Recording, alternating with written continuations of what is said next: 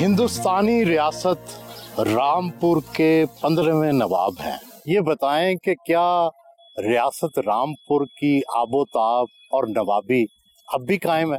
مئی 1949 میں رامپور پہلی ریاست تھی جو مرج ہوئی ہندوستان میں، کیونکہ جغرافکلی ہم لوگ بیچ میں تھے، اور اس وقت میرے دادا نواب تھے، نواب رضا علی خان.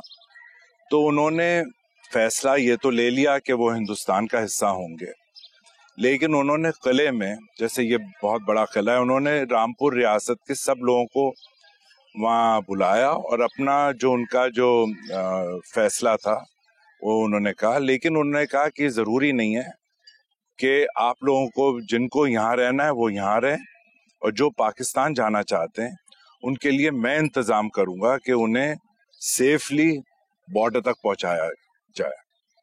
یہ انہوں نے کہا. تو ہماری 2 بٹالینز ہوتی تھی رامپور ریاست کی، اس میں سے ایک بٹالین تو رامپور میں رہی لوکل حفاظت کے لیے، اور دوسری بٹالین نے کئی پھیرے کیے ٹرینوں سے جہاں لوگوں کو بارڈر تک انہوں نے پہنچایا. اور آج بھی میرے خیال سے رامپور ضلع جو پہلے ریاست تھی وہ اسے ضلع بنا دیا گیا. تو آج بھی 52% مسلمان رامپور ضلع میں ہیں، لگ بھگ 82% مسلمان رامپور شہر میں ہیں. ابھی بھی بہت بڑی مسلمان آبادی ہے وہاں.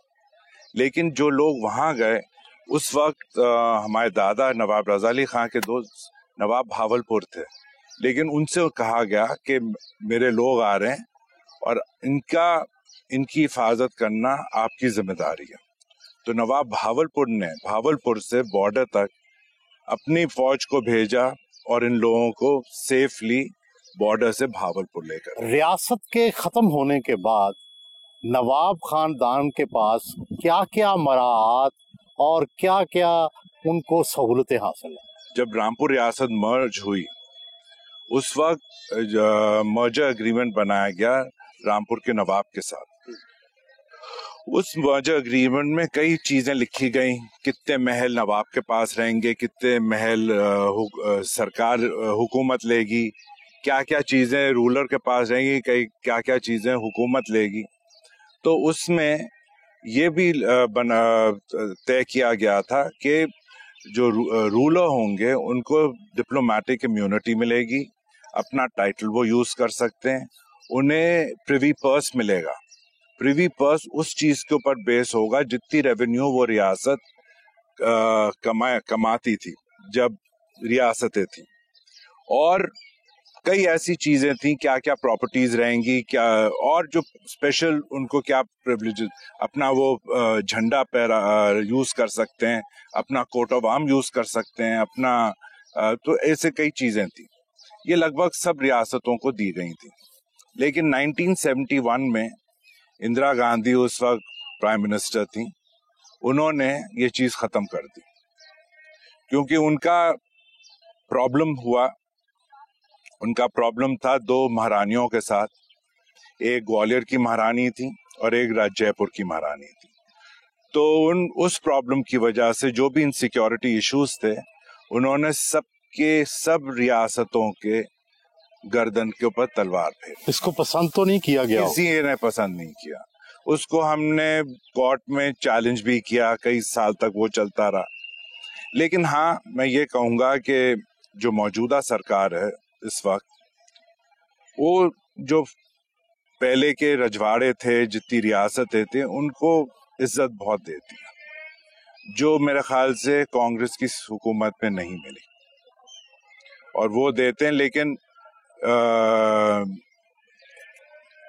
اب مجھے نہیں معلوم پاکستان میں اس میں کس طریقے سے یہاں کی حکومت نے کیا کیا. لیکن ہماری جو فریٹرنٹی ہے، جو میں کہتا ہوں جو رائل فریٹرنٹی ہے، اس میں ہمارے رشتے بہت مضبوط ہیں آج بھی، اور پیڑھی در پیڑھی جو ہمارے دادا کے وقت تھے، جو ہمارے والد کے وقت تھے، میرے وقت میں، میرے بچوں کے وقت، سب وہی رشتے آج بھی قائم ہیں. آپ خود 5 دفعہ اتر پردیش اسمبلی کے رکن منتخب ہوئے، آپ کے والد صاحب 6 دفعہ رکن پارلیمنٹ منتخب ہوئے. آپ کا اسمبلی میں اور بطور وزیر کیا کردار رہا؟ دیکھیے، ہمارے والد کے وقت میں سیاست دوسری قسم کی تھی. آپ جانتے ہیں کہ زندگی کی طرح اور جو گلوبلی جو پولیٹکس ہے، ہر پیڑھی میں تبدیلی آتی ہے. ان کے وقت میں سیاست بہتر تھی، اب میرے خیال سے اتنی ہے نہیں، اور جسے کہتے ہیں نا کہ اب پالیٹکس ڈائلیوٹ ہو گئی ہے.